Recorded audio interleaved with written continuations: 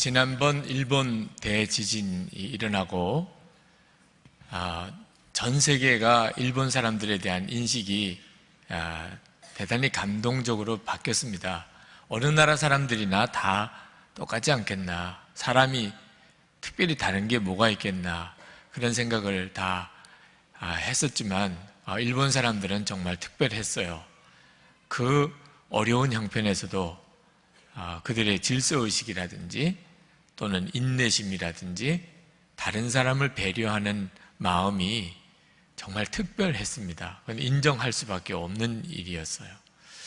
그 일본 사람들을 보면서 제 마음속에 우리 예수를 믿는 사람들도 그럴 수 있다는 생각이 들었습니다. 사람들이 겪어보면 알게 되겠지만 예수를 믿는 사람들은 다른 사람들의 눈에 아주 특별한 사람들로 보이게 마련입니다.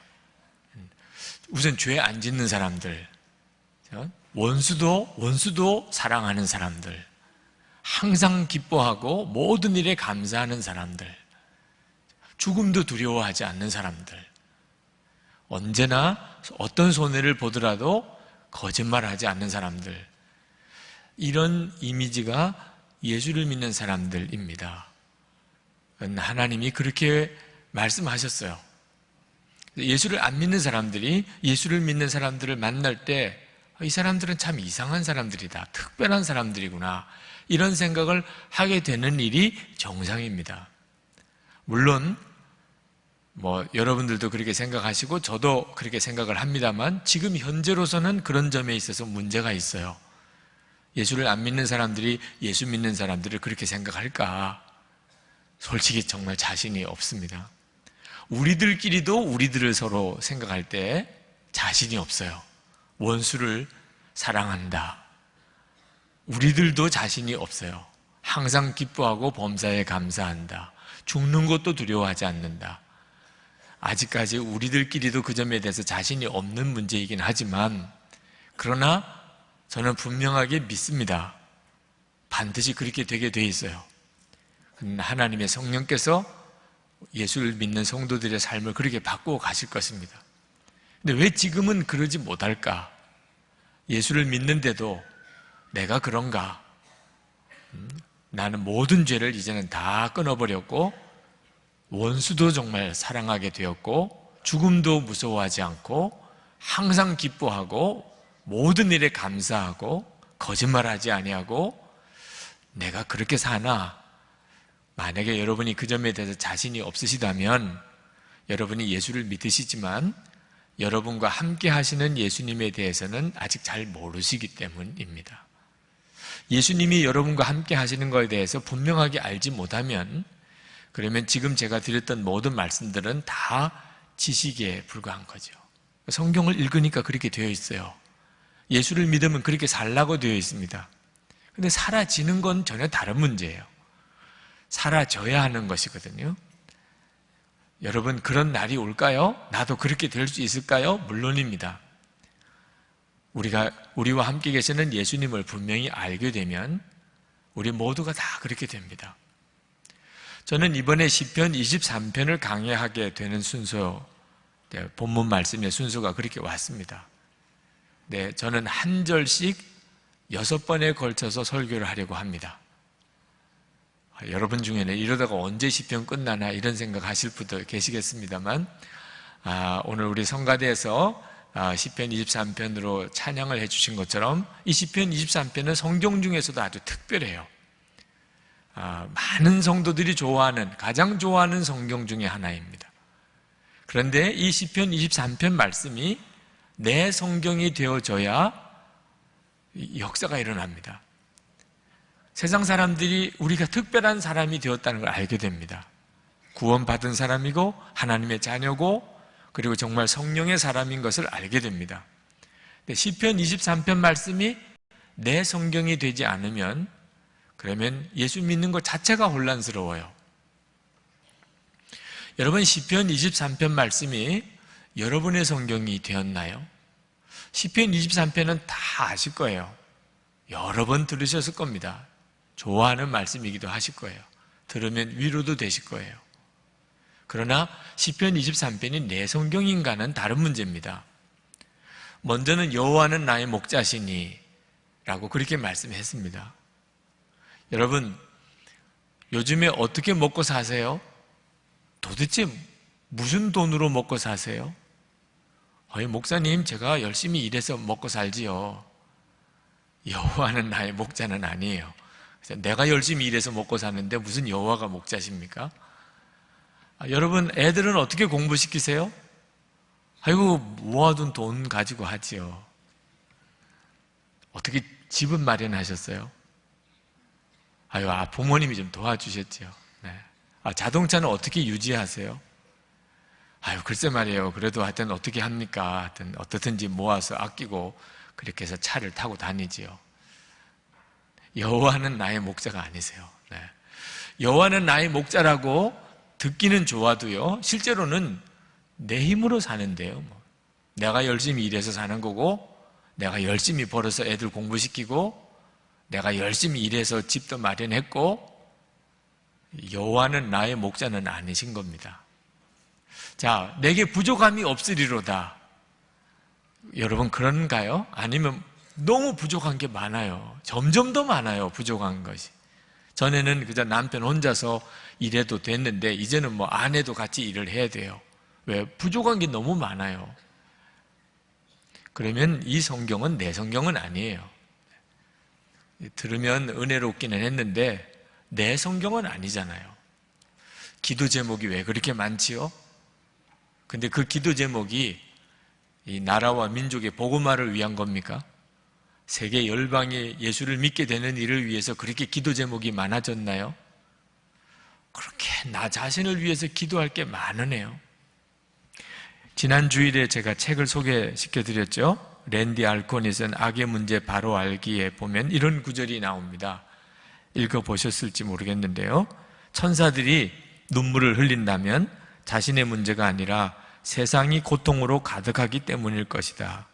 그런데 인간은 남이 아닌 자신의 딸이 백혈병으로 죽거나 자신이 아는 세상의 전부인 고향 마을이 불타고 못 알아볼 만큼 상한 남편과 아들의 시신이 자기 발치에 누워 있을 때에 눈물을 흘린다.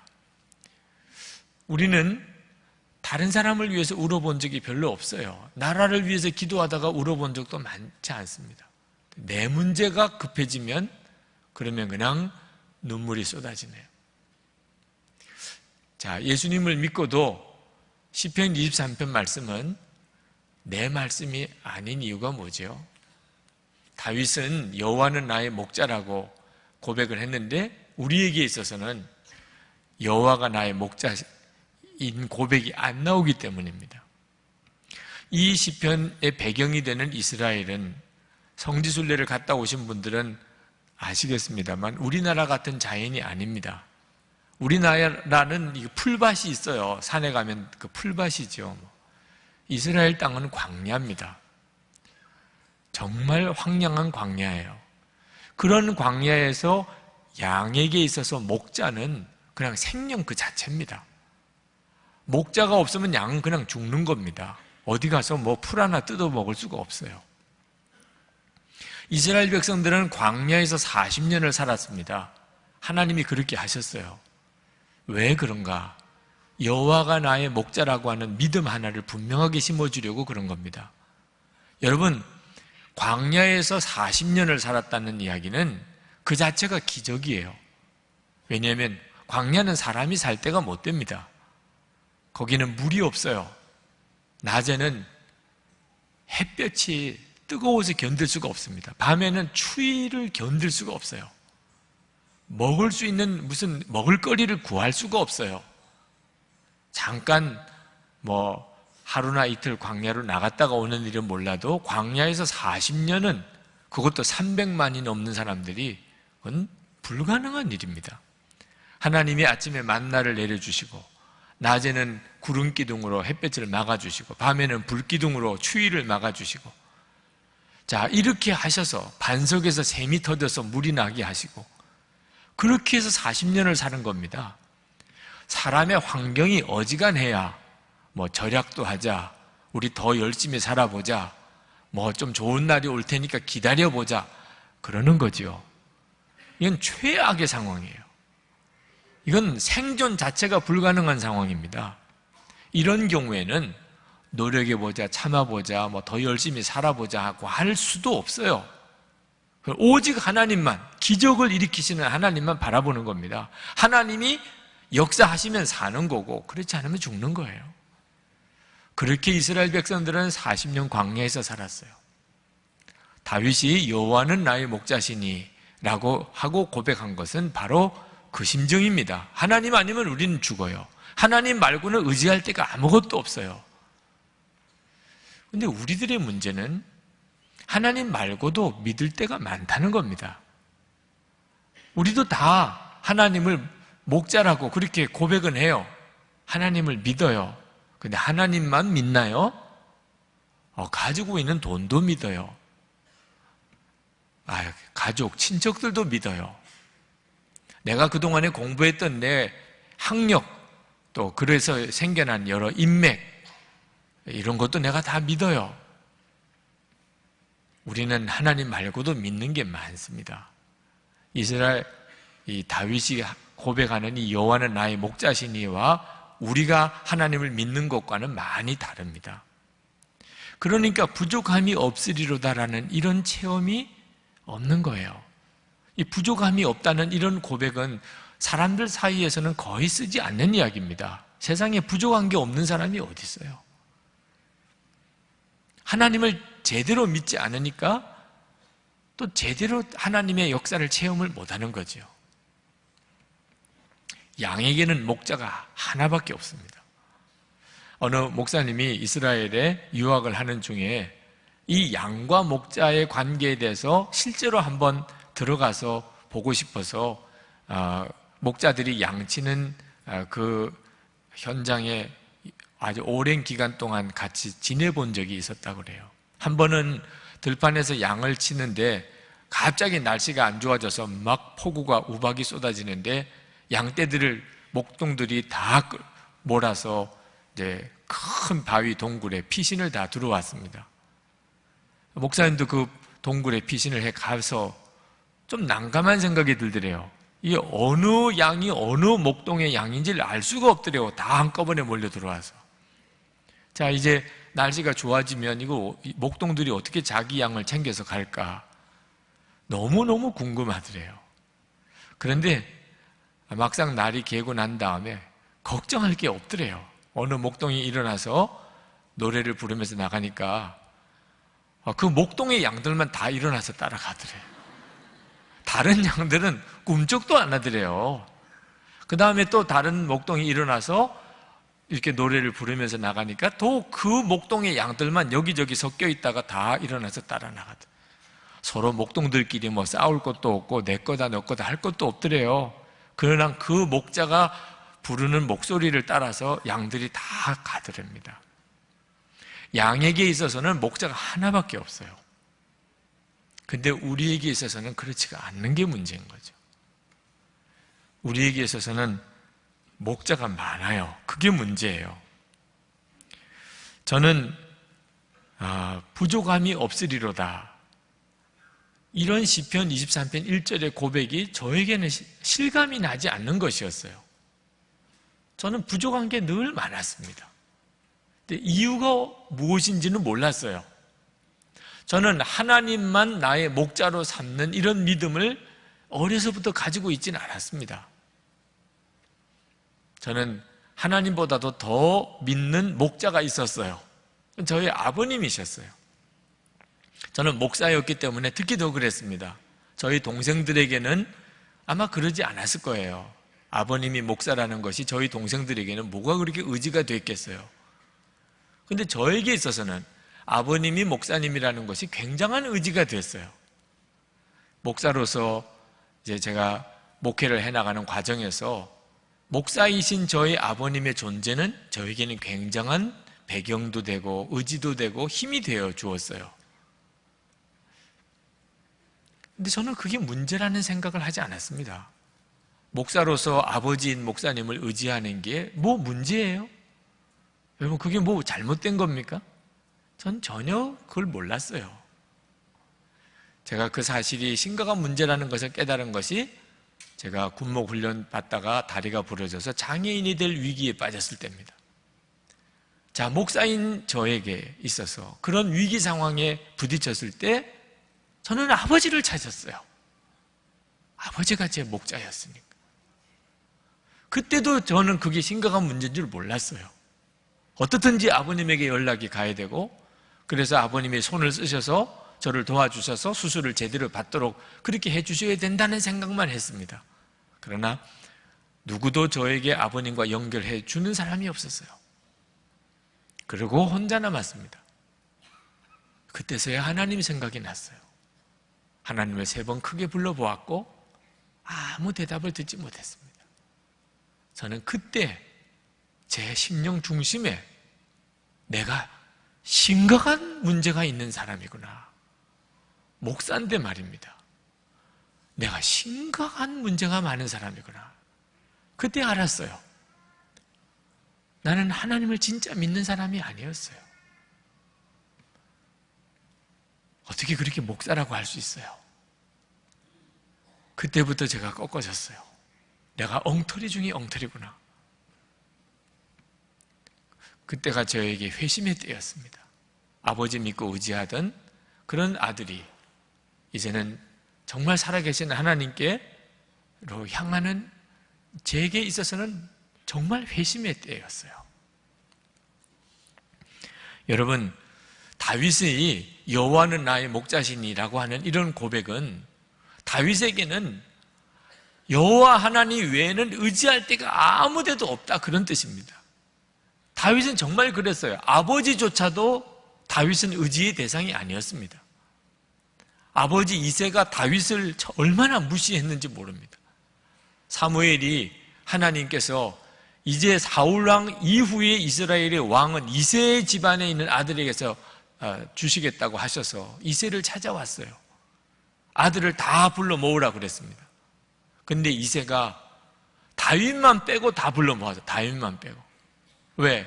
이새의 아버지 이새의 눈엔 다윗은 왕 될 자격이 있는 사람이 아니에요. 뭔가 인물로 쓸만한 인재가 아니에요, 다윗은. 그랬던 다윗이에요. 다윗은 아버지도 의지할 그런 사람이 못 됐습니다. 혹시 여러분 중에 부모님으로부터 이런 대접을 받은 사람, 그것 때문에 마음에 상처가 된 사람, 부모님도 나를 인정해 주지 않았어요. 희망을 가지세요.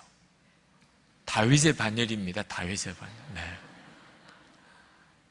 그러나 부모님이 나를 인정해 주지 않아도 하나님이 나를 쓰실 수 있다는 정도로만 은혜를 받으면 안 돼요. 아예 적극적으로 나는 부모님 인정도 받았고 나는 주변 사람들도 나를 이렇게 인정해 주는 사람이었고 그랬던 사람들도 다 끊어버리세요. 하나님 외에 내가 믿고 의지하던 것, 기대하던 것 다 끊어버리세요. 그러면 이제 비로소 시편 23편을 읽어주게 됩니다.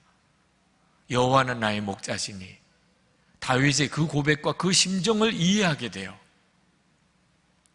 아프리카 케냐에서 15년 넘도록 선교사님으로 사역하셨던 이정환 선교사님이 후배 선교사님들에게 늘 그렇게 이야기를 하셨대요. 여러분들이 이제 선교사로 나가게 되면 1년 동안만이라도 모든 후원, 선교비 다 끊어버리고 여러분이 살아보세요. 그러면 하나님의 살아계심을 아시게 되실 겁니다. 그 선교사님이 늘 그렇게 후배 선교사님들에게 이야기를 한 이유가 본인이 그런 경험이 있기 때문입니다. 파송을 받아서 교회에서 선교사로 파송을 해주어서 아프리카 케냐까지 갔는데 2달 딱 후원금이 오고는 끊어졌어요. 세상에 이건 죽으라고 하는 거죠. 이제 어떻게 해야 돼요? 선교비가 끊어진 상태에서 그냥 한국으로 돌아와야 됐지. 아니면 그냥 굶고 있든지. 그때 한국으로 돌아오지 아니하고 이스라엘 백성들이 광야에서 하나님이 주시는 만나로 살지 않았습니까? 비로소 한국에 있는 후원 교회를 의지하지 않고 하나님을 그 자리에서 찾았대요. 하나님은 여기도 살아계시지 않습니까? 그리고 15년 동안 한 끼도 굶어본 적이 없대요. 그래서 후배 선교사님들에게 인간적으로 의지하던 거, 후원해주는 교회 성도들 다 끊어버려요. 그렇게 한 1년만 한번 살아봐.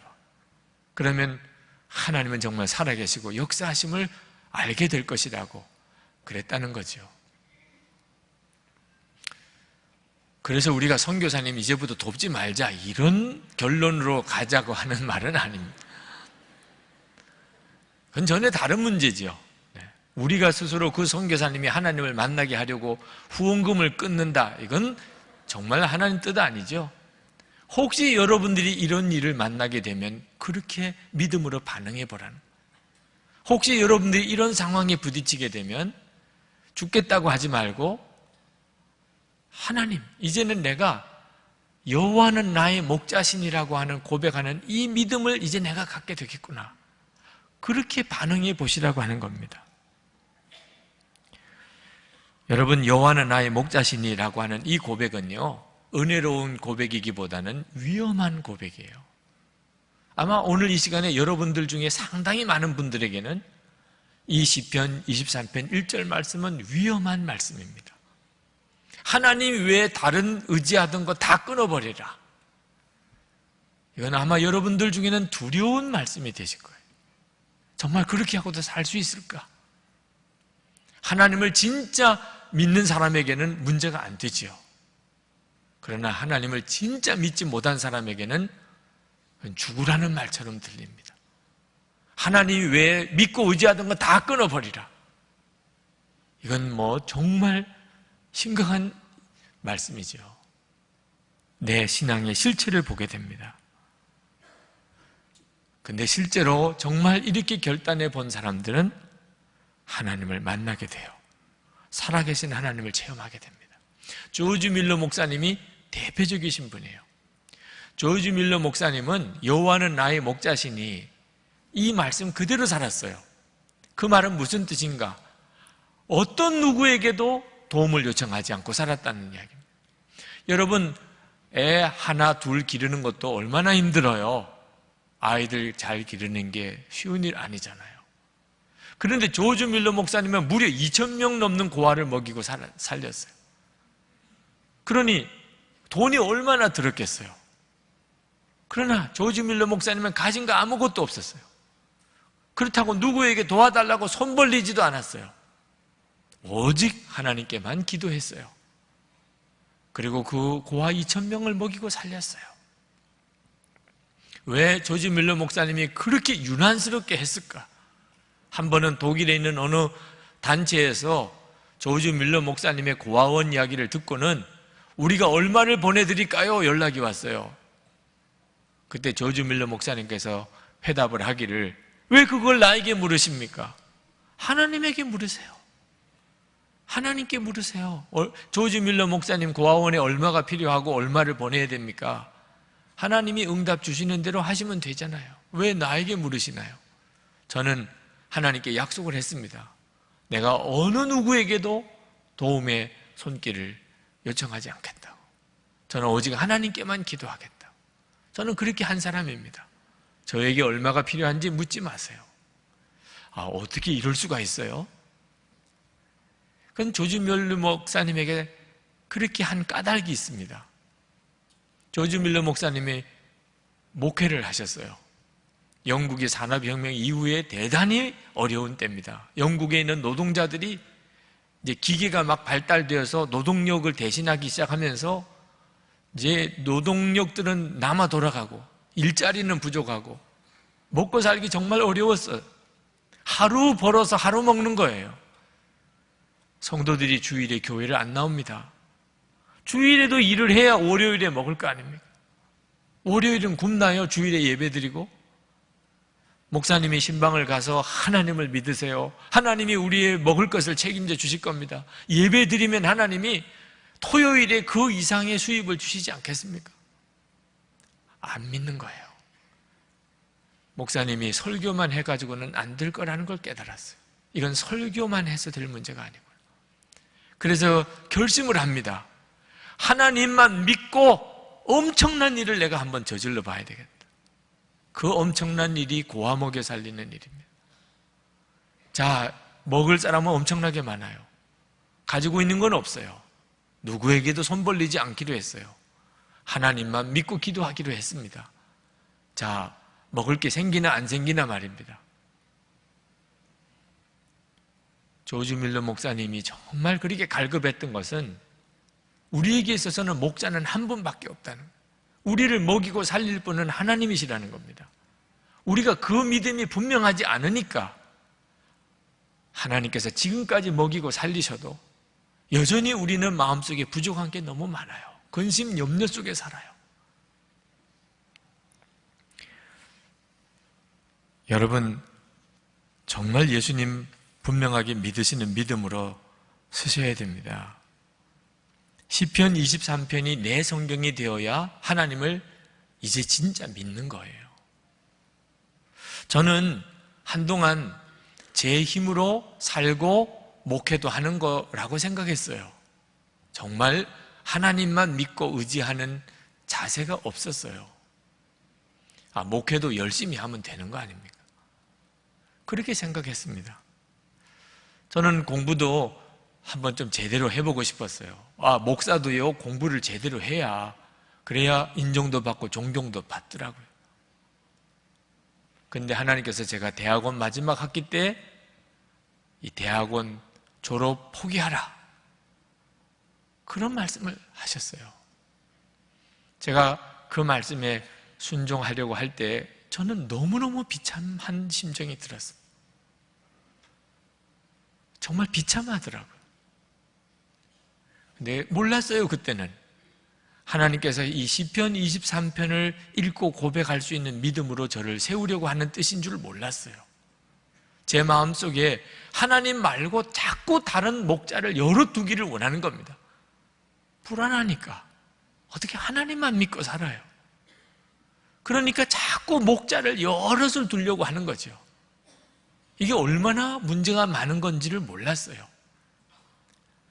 제가 군목 훈련에서 부상을 당해서 집으로 돌아왔습니다. 근데 이제는 어느 교회에 가서 또 사역을 해야 그 교회에서 또 생활비도 줄 거 아닙니까? 아내도 있고 딸도 있는데 언제까지 놀고만 있을 수는 없잖아요. 그래서 여러 교회를 찾아다니면서 제가 일할 수 있게 해달라고 부탁도 하고 또 제가 아는 분들, 목사님들, 선배님들 찾아갔어요. 그런데 어디서도 저를 오라고 하는 교회가 없었어요. 제가 어느 순간에 마음에 내가 하나님만 의지해야 되겠다. 제가 이렇게 다니면서 제가 일할 수 있는 교회를 좀 알아봐 달라고 그러고 제가 일할 수 없겠느냐고 이렇게 부탁드리는 나 자신이 하나님만 의지하는 목사로서는 문제가 많다는 느낌이 들었어요.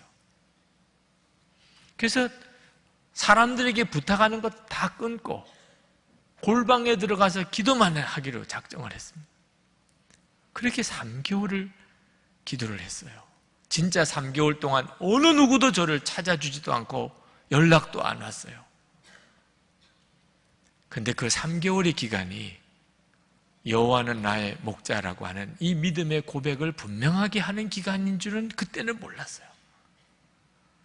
하나님이 원하시는 것은 정말 하나님만 믿는 것입니다. 제게 조금이라도 다른 것을 의지하려고 하면 반드시 거기에는 연단이 왔어요. 제가 군 훈련을 제대로 마치지 못하고 그리고 인관을 못하고 그리고 집으로 돌아왔지요. 보통 이렇게 되면 사병으로 가게 됩니다. 사병 신체 검사를 받게 되죠. 그러면 이제 면제를 받든지 사병 입대가 되든지 둘 중에 하나입니다. 제 주변에 저를 도와주겠다고 하시는 분들이 여러 분이 계셨어요. 면제받는 케이스가 될 테니 그래서 이왕 어려운 고생을 하신 거 이번에 그냥 군 면제 받도록 해봅시다. 전혀 이루어지지 않는 거예요. 희한한 일이 벌어지는 거예요. 또 입대를 또 했어요. 장교 훈련 받으러. 또 훈련을 못 마치고 또 돌아왔어요. 몸이 건강히 못 받쳐주니까. 근데 또 1년 지나서 또 훈련소 또 소집이 왔어요. 저는 3번 훈련 받았어요. 그런 사람이 또 있을까 몰라요. 장교 훈련 받으러 들어가서 3번 훈련 받았어요. 그리고 임관했어요. 그때 만약에 누가 정말 사람이 손을 써주어서 제가 군 면제가 된다든지 했다면 아마 저에게 있어서는 굉장히 불행한 일이 됐을지도 모르겠어요. 하나님께서 그런 과정을 통해서 사람을 의지하는 것이 얼마나 헛된 것인가를 가르쳐 주셨어요. 제가 제일 꺾기 어려웠던 것이 저 자신에 대한 믿음입니다. 저 자신에 대한 믿음. 저는 어릴 때부터 칭찬 많이 받고 자랐어요. 성실하다, 모범생이다. 저는 그러면 목회도 잘할 줄 알았어요. 훌륭한 목사도 되는 줄 알았어요. 근데 하나님께서 제가 뭔가 제 힘으로 목회도 잘해보고 경건하게도 살아보고 훌륭한 목사도 되려고 하면 반드시 저의 이 죄의 실상을 보여주셨어요. 제가 얼마나 악하고 더럽고 가증한 자인지를 처절하게 경험하게 하셨어요. 세상에 이렇게 나쁜 놈, 더러운 놈이 어딨냐 말. 교인들이 제 실상을 몰라서 그렇지 얼마나 추하고 더러운지 저는 처음에는 감당을 할 수가 없었어요. 하나님께서 왜 나를 이렇게 내모시는지. 근데 깨달았어요. 나는 죽고 예수로 사는 이 십자가 복음을 복음으로 받아들이게 만드시려고 하신 거예요. 저는 저 자신에 대해서 실망하고 좌절하지 않았다면 내가 예수님과 함께 죽었다는 복음을 복음으로 받아들이지 못했을 거예요. 꼭 죽어야 되나요? 예수 믿기만 하면 되는 거지. 꼭 죽어야 될 이유가 뭐 있나요? 근데 저는 저 자신을 너무 처절하게 보았기 때문에 내가 죽었다는 게 나에겐 복음이었어요. 기쁨이었어요. 그건 감사였어요. 저에게 구원의 메시지였어요. 복음을 복음으로 받아들이게 된 거죠. 예수님을 진짜 믿을 수 있는 눈을 열어준 거예요. 이제는 정말 오직 주 예수님만 믿고 의지하는 자가 되게 만들어주신 거죠. 여러분, 우상숭배가 하나님이 가장 미워하시는 죄인데요. 우상숭배는 하나님 안 믿겠다는 게 아닙니다. 이스라엘 백성들이 우상숭배했던 시절에 하나님 안 믿겠다고 한 거 아니에요. 하나님도 믿는 거예요. 하나님도. 그건 기본이에요. 그러나 다른 신도 믿겠다는 거예요. 바알 신도 믿고 아세라 신도 믿고 하나님 믿고 다른 신도 또 믿으면 더 좋지요. 뭐 이런 태도가 우상숭배의 태도예요. 하나님께서 불과 같이 진노하셨어요.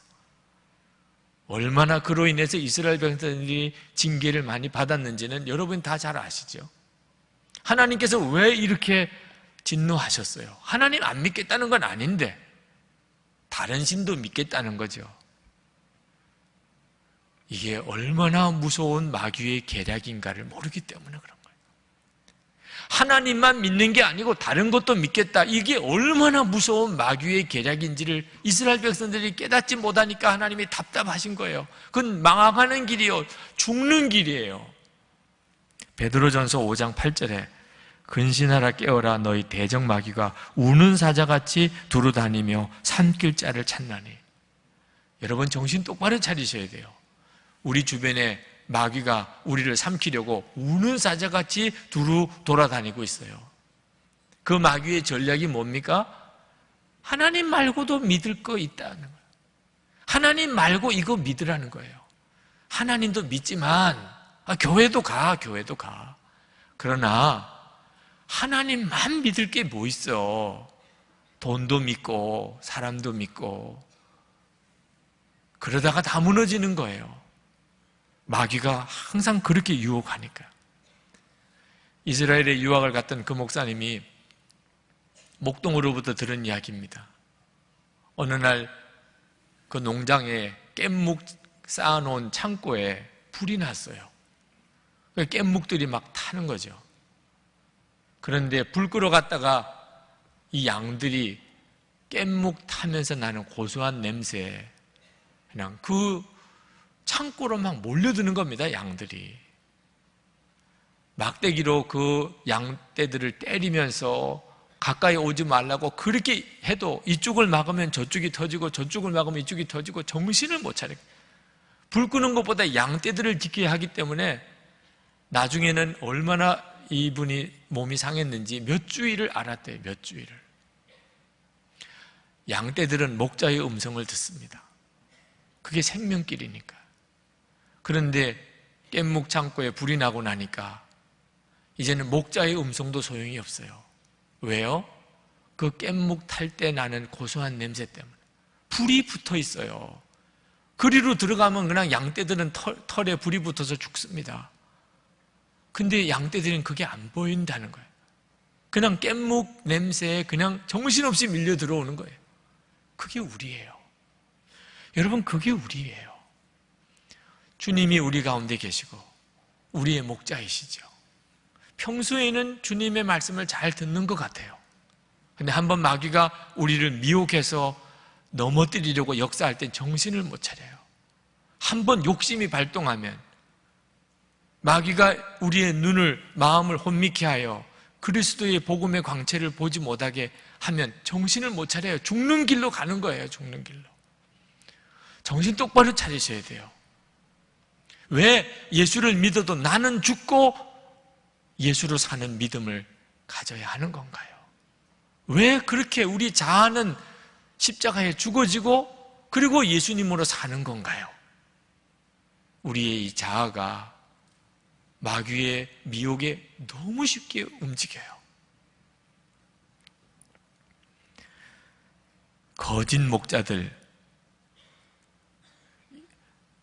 경계하신 말씀을 하셨어요. 예수님께서 요한복음 10장 12절부터 15절 말씀입니다. 삭구는 목자가 아니요 양도 제 양이 아니라 이리가 오는 것을 보면 양을 버리고 달아나나니 이리가 양을 물어가고 또 해치느니라. 달아나는 것은 그가 삭군인 까닭에 양을 돌아보지 아니함이나 나는 선한 목자라. 나는 내 양을 알고 양도 나를 아는 것이 아버지께서 나를 아시고 내가 아버지를 아는 것 같으니 나는 양을 위하여 목숨을 버리노라. 여러분, 선한 목자 되신 예수님만 붙들고 가야 살아요. 그러려면 나는 죽고 예수로 사는 믿음이 있어야 돼요. 예수도 믿고가 아닙니다. 그러면 내게는 이 거짓 사꾼 목자가 있다는 뜻입니다. 저는 선한 목자교회 담임 목사라는 이름을 가지고 있지만 솔직히 저는 이 교회를 온전히 이끌어갈 자신 없어요. 저는 여러분들에게 여러분들이 진짜 생명의 길로 갈 수 있도록 제가 여러분들을 도와드릴 아무런 능력도 자질도 안 돼요. 여러분들이 저를 바라보고 신앙생활을 하면 큰일 납니다. 예수님을 바라보실 수 있어야 돼요. 저는 교회를 위해서 여러분들을 위해서 기도하는 기도 제목이 우리 교회의 표어예요. 예수님께서 친히 이 교회의 담임 목사가 되주십시오. 예수님이 이 교회의 목자가 되십시오. 우리 교우들이 예수님을 정말 알고 주님을 목자로 따르는 그런 신앙생활을 할 수 있게 해 주십시오. 그게 저의 기도 제목이에요. 예수님을 만나셔야 돼요. 예수님은 실제이세요. 여러분과 함께 계세요. 이것이 우리가 사는 길이에요. 양인 우리가 사는 길입니다. 여러분, 여러분의 마지막 날 임종 순간에 어떤 성경 들으시면서 여러분의 마지막을 맞이하고 싶으신가요? 아마 시편 23편이 그 중에 하나일 겁니다.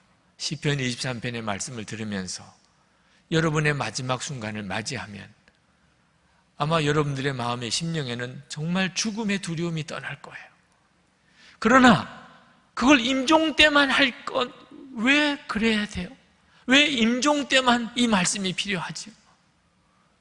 지금 필요해요. 매일매일 매 순간 필요해요. 여호와는 나의 목자시니 내게 부족함이 없으리로다. 여러분의 삶 속에 위기가 왔나요? 직장에서, 가정에서, 재정적으로, 건강으로 위기가 왔나요? 이제 진짜 목자를 여러분이 붙잡게 하시는 하나님의 섭리도 있습니다.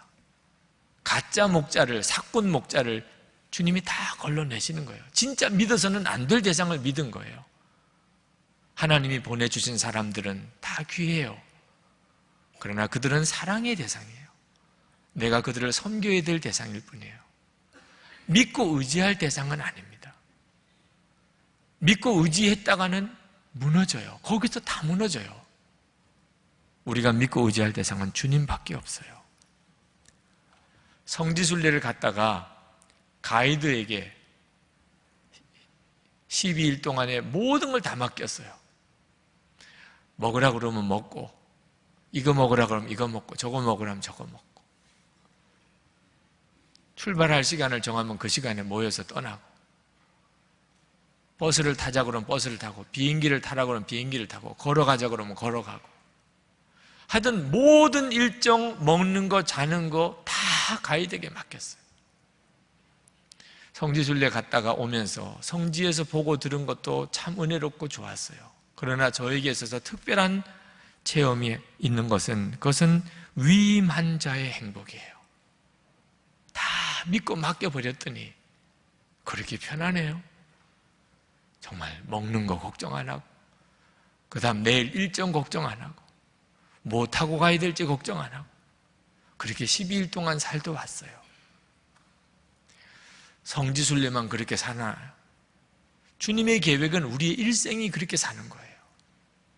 예수 믿는 게 왜 복이지요? 수고하고 무거운 짐을 다 주님께 맡길 수 있어서 그렇잖아요. 내 인생의 무거운 짐을 주님께 다 맡길 수 있어서 예수 믿는 게 복이잖아요. 부족한 것이 없어요.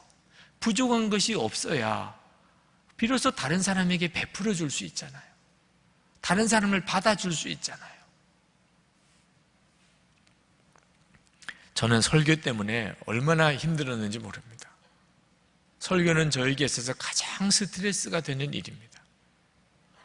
제가 정말 여호와는 나의 목자라고 하는 믿음을 갖지 못했을 때는 토요일은 저희 집은 초비상이에요.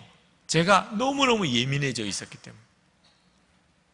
저는 설교할 때마다 너무너무 예민해지고 스트레스가 쌓였어요. 그런데 어느 날 그것이 여호와는 나의 목자라는 믿음에 어울리지 않는다는 것을 깨달았어요. 다른 문제뿐만 아니고 설교에 있어서도 여호와는 나의 목자시지. 설교라는 게 뭡니까? 주님이 전하라고 마음을 주시는 거 그대로 전하는 게 설교죠.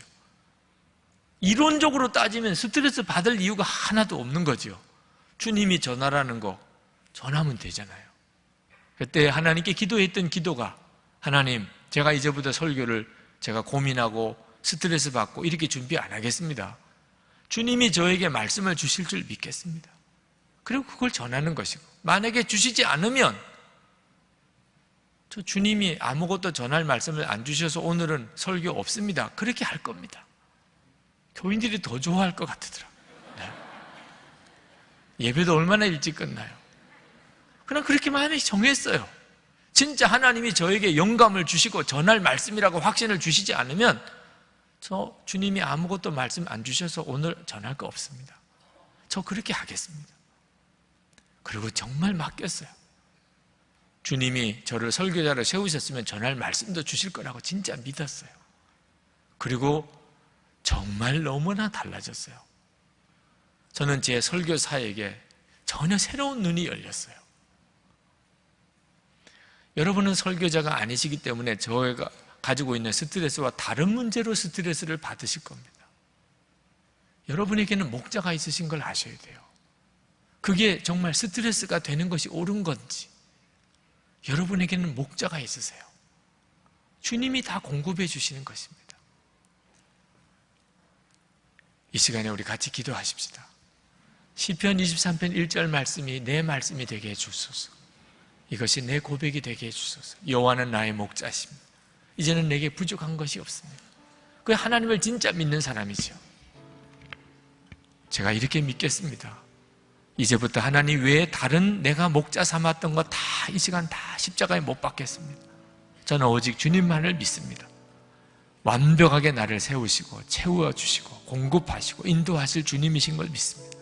제가 다른 사람에게 정말 축복을 흘려보내는 삶을 살다가 주님 앞에 가기를 원합니다. 이 시간 우리 다 같이 통성으로 기도하겠습니다.